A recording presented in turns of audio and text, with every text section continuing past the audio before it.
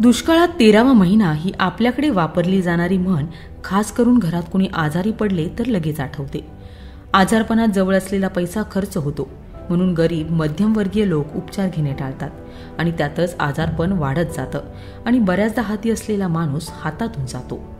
पण ही परिस्थिती बदलली जेव्हा मुख्यमंत्री वैद्यकीय सहायता निधी कक्ष सुरू झाला. देवेंद्र फडणवीस मुख्यमंत्री असताना त्यांनी तातडीने गरजूंना वैद्यकीय मदत मिळावी म्हणून 25,000वरील मदत 3 लाखावर नेली आणि फाईल पेंडिंग राहू नये म्हणून नवीन कक्ष स्थापन केला. 2017मध्ये देवेंद्र फडणवीस मुख्यमंत्री असताना अनेक लहानग्यांना मुख्यमंत्री सहायता निधीतून लाभ मिळाला. राष्ट्रीय बाल स्वास्थ्य कार्यक्रम व मुख्यमंत्री वैद्यकीय सहायता निधीमधून अनेक गरजूंना लाभ मिळाला आहे.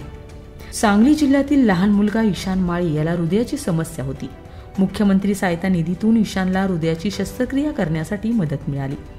सांगली जिल्ह्यातील सारिका झांबरे यांची मुलगी व मुलगा या दोघांना हृदयाच्या शस्त्रक्रिया करण्यासाठी मुख्यमंत्री सहायता निधीतून मदत करण्यात आली आणि हे फक्त देवेंद्र फडणवीस यांच्यामुळे शक्य झाले.